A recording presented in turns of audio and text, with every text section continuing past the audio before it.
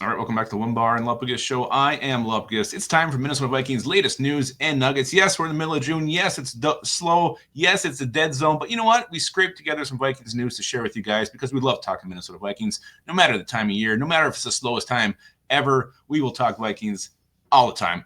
This video is brought to you by Underdog Fantasy. Use that promo code SKOL. Sign up and deposit.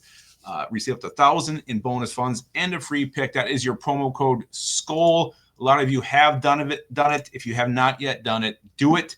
Also, if you've done it, share it with your friends, your family, your grandma, your neighbors. Promo code SKOL. Thank you, Underdog Fantasy. Let's get into the Vikings news, and let's start with this. Some Vikings made the ESPN's all-quarter century team. We had Randy Moss, Justin Jefferson, two wide receivers making the all-quarter century team. Steve Hutchinson at guard, Jared Allen at defensive end, Patrick Peterson at corner, and Kevin Williams made the practice squad. They even had a practice squad for this quarter century team.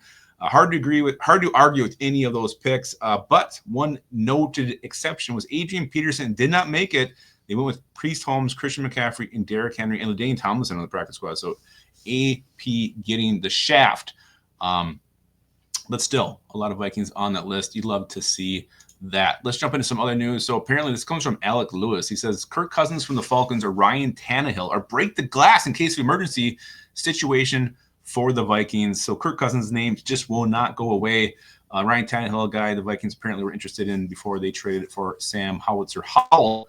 To me, I think the thing to note here is the emergency situation. What is the emergency situation? To me, that is an injury to J.J. McCarthy.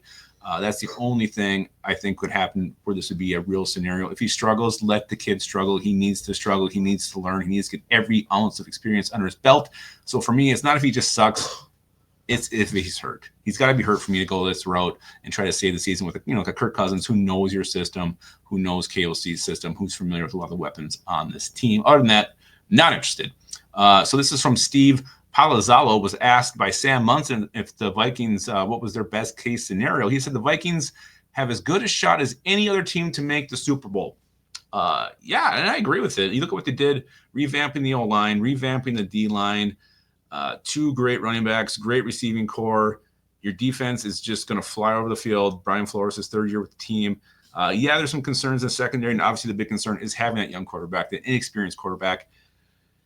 That's the only concern, but I do think they have a very strong chance to make the Super Bowl. Tough division, tough conference, but the cards fall the right way. The Vikings could get there, and who knows, maybe even win. But it's time to start winning in January. I think there will be pressure on KOC to win a playoff game this year. If he doesn't get there, heat will be under his tuchus.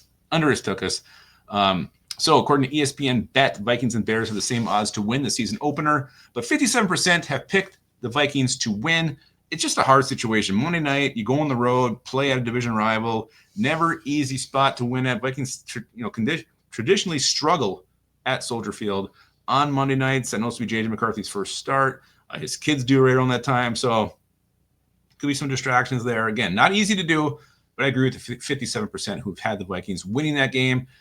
We've been hearing a lot of these nuggets coming out lately since free agency happened back in March. We started to hear who the Vikings were interested, what they offered some players. We heard about Daniel Jones. We heard about Sam Darnold. But now we're hearing that the Vikings were interested in cornerback Nate Hobbs if they didn't re-sign Byron Murphy. Hobbs eventually went and signed with Green Bay.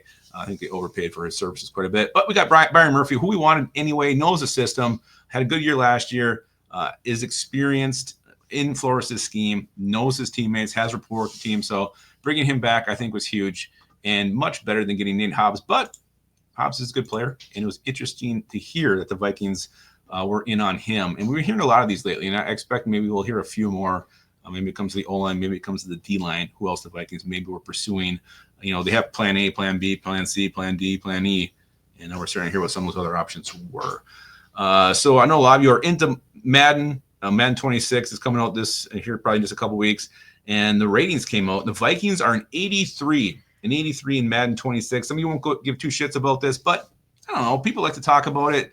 The player ratings, the team ratings, Vikings 83 seems a little bit low to me. I just think with what we've done with the D-line, what we've done with the O-line, winning 14 games last year, I know you have an inexperienced quarterback, and maybe that's why it's down, but I think it should at least be high 80s, 85 to 88, somewhere in there. This was a very good team last year, and I feel like they got better this off season. And the last one, Bill Barnwell went out and listed luxury players for every team in the NFL. And for the Vikings, he went with Josh Oliver. Josh frickin' Oliver. To me, this has to be because of the contract. You're paying a lot of money to a tight end too, and that's probably why he's calling this luxury. But if you look at it, Vikings revamp the O-line. They should be very committed to the run game. What does Josh Oliver do best? He blocks. Makes sense. Like, you need that kind of guy to have the running game that I think this team is truly preparing to have.